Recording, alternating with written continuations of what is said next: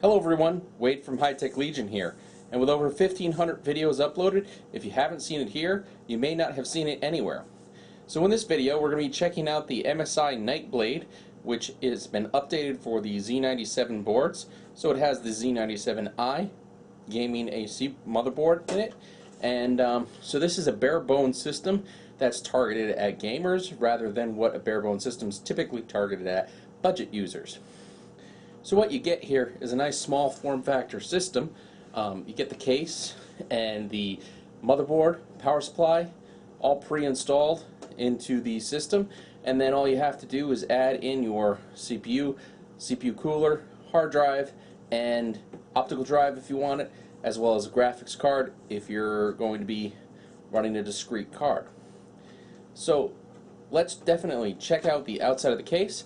Then I'm going to be showing you a component installation, some benchmarks, and the accessories.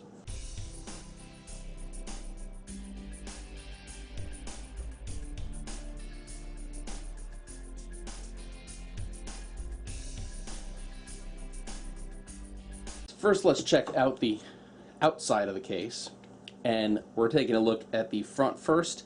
And what we have here is a nice brushed aluminum panel here. You've got a slot load DVD drive that's set up here, two USB 2.0 ports, two USB 3.0 ports, a microphone jack and headphone jack. You also have the OC Genie button here right on the front panel, so you'll be able to use the OC Genie feature of the Z97I motherboard right from the front panel without going into the case. And we have a power button here. You've also got a fairly strong handle here that they actually have set up for carrying this by if you're going between LAN parties, and a filter that you can pull from the front here as well for the underneath of the system. On the side, we've got this fancy little dragon on the side of the side panel here, and space here for a 120mm fan to be mounted. Of course, we have our motherboard already mounted in the system with our audio, super speed USB, eSATA, USB 2.0, HDMI, DisplayPort, USB 2.0, more USB 2.0 slots, a PS2 port, SPDIF, a second HDMI port, two more USB 3.0 ports, RJ45 connection for your hardwired LAN, wireless, built right into the system board, and a clear CMOS button. We have our power supply connection here, which is just a standard power supply connection that runs into the system to the power supply that's already mounted, and you have a fan here that does spin up to 4,000 RPM, and two slots here so that you can put a two slot graphics card in it. You've also got your thumb screws here and quick release for the side panel. So the thumb screws are actually rubber coated so that you can put this on its back side if you're transporting it, and you don't have to worry about damaging the connectors on the back of the motherboard. Then of course, if we want to take a better look at the filter here, we have our filter with some mesh right below it on the bottom. So let's pull the side panels off and take a look at the cable routing and the interior of the system. Here we have all the panels off of the case, and you don't necessarily have to pull this back side off if you are installing anything into the system, but I wanted to make sure to take all the panels off so I could show you how everything's set up, and that there's plenty of room here between the motherboard tray to put a back plate on if you're putting a heatsink that requires that onto this motherboard. You also have a filter here on your power supply. This is set up so that it just sort of pops off and exposes the power supply that's in the system. This will keep the dust out of the intake of the power supply as best as possible. There really is not a ton of room back here between this panel, so if you were trying to hide any extra cables, which you really shouldn't have to do because everything is run for you already, you really can't do that, and there isn't enough room to be modding and adding anything really on this side.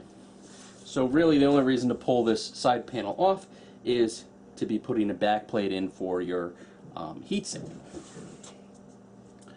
On the top side of it, that panel comes off, and that exposes the board here for our front panel connectors. So this connector here is for the OC Genie, and you have a power supply connector going into the PSU itself. All your front panel connectors come off of here, and the USB port 2.0 ports, and then you have your USB 3.0 connector here. So if you find that any of them are not working, you can definitely pull the cover off, make sure that these panels are, or these connectors are nice and tight.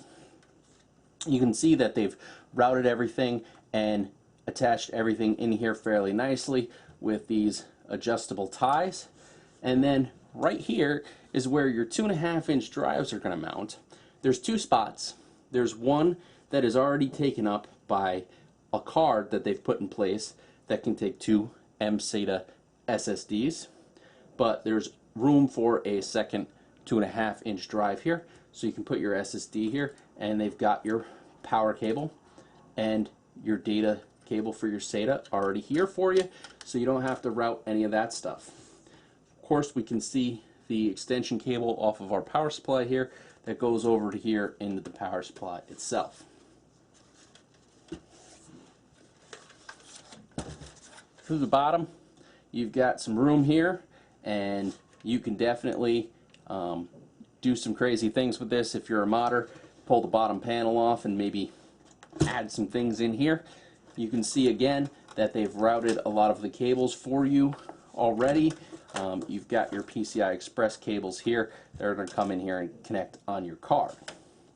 You've also got your main ATX power supply cable coming in through here, and that is attached nicely to the back side of the motherboard tray. And here we have the most important side, of course. I already pulled out the little filler piece that we've got here.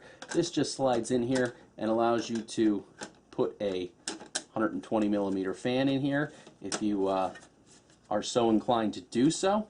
They do recommend that you do install the fan if you are going to be using a 280X or 290X graphics card, just to make sure that you're getting the heat out of the system. You do, of course, have another fan here that is exhausting air out as well. We've got a spot here for our slim ODD drive, slot load, of course, because there's no place for the tray to pop out of the front of the case, and room here for a 3.5 hard drive right below it on top of the power supply unit here. We have our Z97I Gaming AC motherboard pre-installed, and all the cables are routed and installed into the system already, including your SATA cables and everything like that. Here we've got our connection actually for our slim optical disk drive that's already plugged in, and this SATA cable would just go into the motherboard, and that's already plugged into the power. You have your PCI Express power cables that we looked at on the bottom, and on the motherboard we can see we've got a couple cables here for accessories that are coming here for the OC Genie button and also for some of the LEDs. What we've got on this motherboard is our LJ1150 socket. We've got heat sinks with that dragon claw kind of design on it, and a heat pipe between that and the chipset. We've got our VRM, our PCI Express graphics slot that's here, and our DIMM slots over on the right side. Up above along the top, we've got our USB 3 connection, our 24-pin ATX connection, our 4 SATA connections, our USB 2 and HD audio connections, and also our 8-pin CPU power connector. And running right along the side here, we have the connection for the 4-pin system fan that we've got on the back.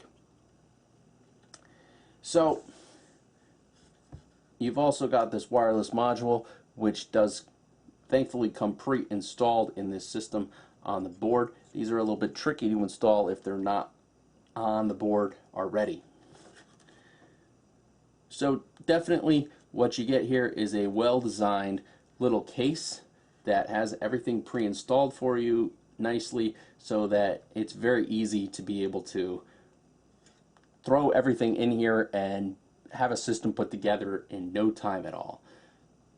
So what we're going to do here now is we're going to actually put the rest of our components in: our CPU cooler, our graphics card, our memory, and a 2.5-inch SSD, as well as a 3.5-inch drive.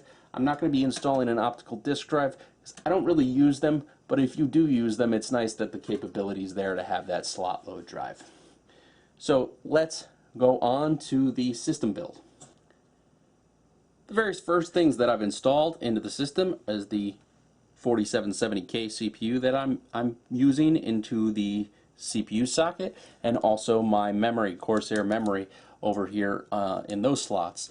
Definitely, probably don't want to be putting the CPU cooler on until you have your hard drives and all your cables, you're sure all your cables are mounted and everything.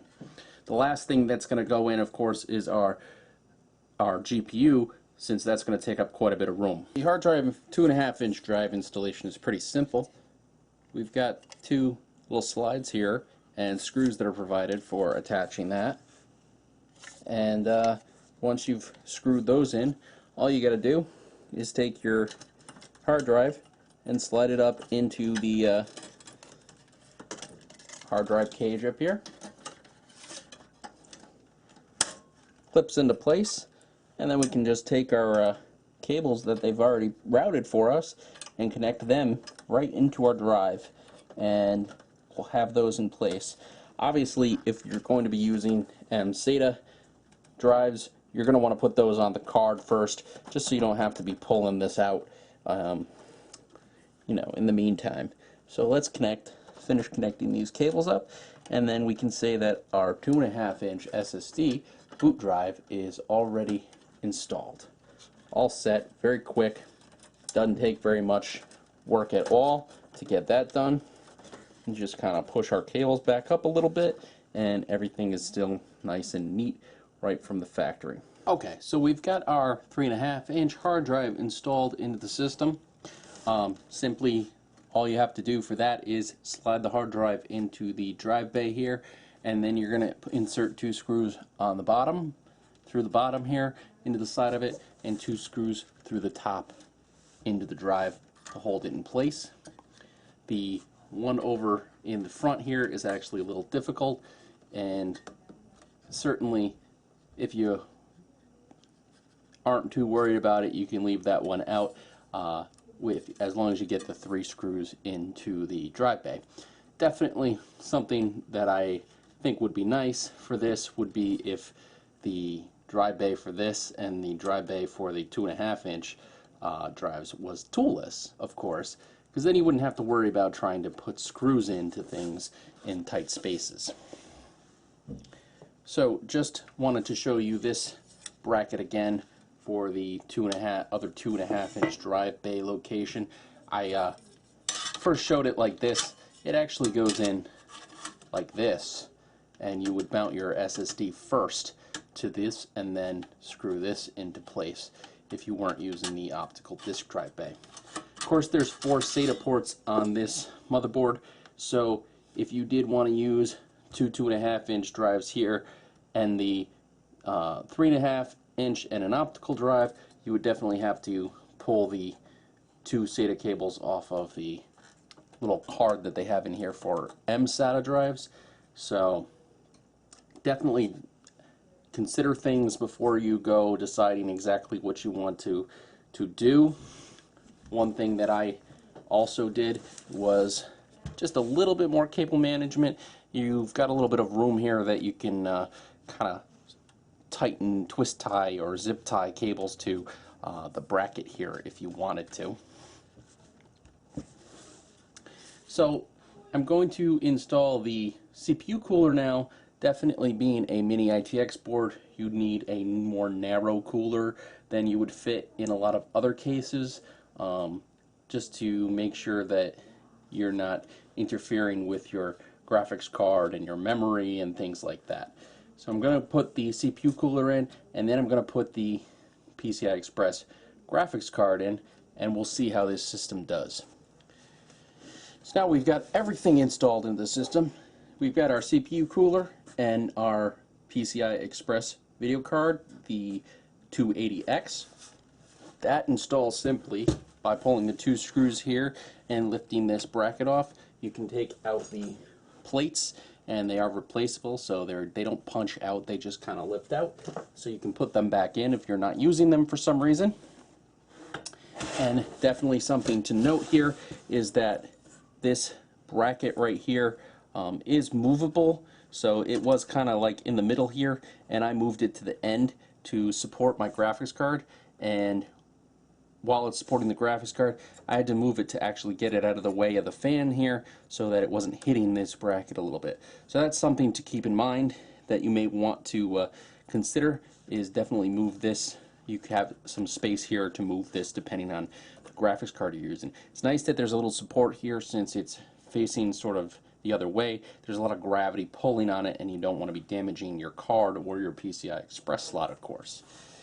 So now what I'm going to do is I'm going to put all the side panels back onto this case, and I am going to turn it on, and then I'm going to show you the accessories that this comes with that we didn't end up using, and show you some benchmarks for it, of course.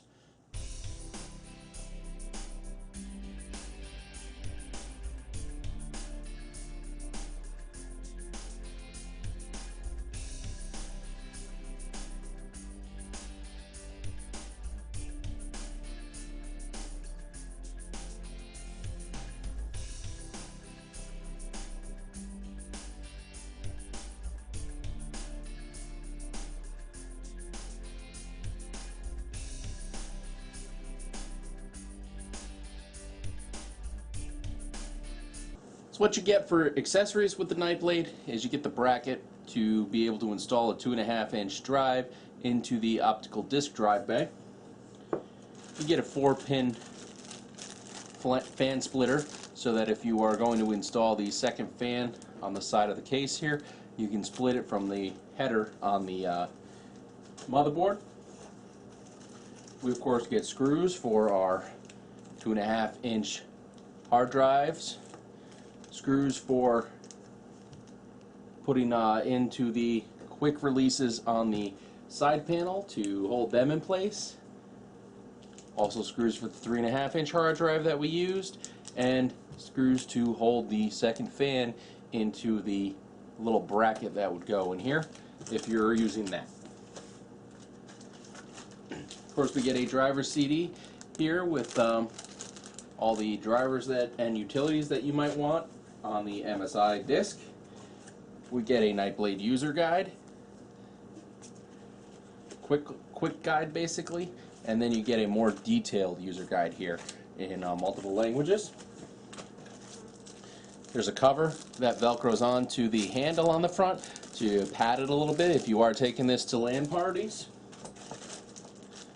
You get a power cable for the power supply hookup, as well as the two wireless antennas for the Wi-Fi adapter that's installed into this system. So I have to say that I really enjoyed working with this case and system, Barebones system from MSI. Everything installed very easily into it. The couple complaints that I have definitely would be that the drive bays really should be toolless. You've got some support here for locking the quick releases and for putting a padlock here, so I really wouldn't be too concerned about those drive bays being toolless if you were bringing this to a LAN party.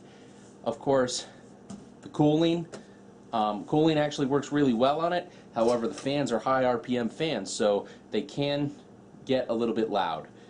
Also, I had to put two little silicone bumpers on the graphics card support here, so that's on the bottom, so to hold my card off because the fans were rubbing on it.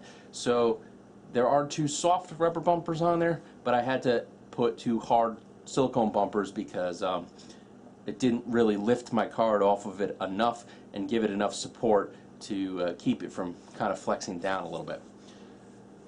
Other than that, the performance on this is excellent. The Z97I board that's installed into it performs right on par with many of the other Z97 boards that we've looked at. Graphics card installed super easy, and it certainly did hold the 280X graphics card with no problem. Really, overall, love the case, and I will be awarding it a gold award because of those couple little minor details that didn't work out so well. Otherwise, this definitely would have won an Editor's Choice Award if it weren't for those couple things that we had to deal with. I hope you really enjoyed this overview and that the installation was helpful for you. Please don't forget to check out the full review at www.hightechlegion.com. Also, please subscribe to our YouTube, Facebook, and Twitter pages. Take care.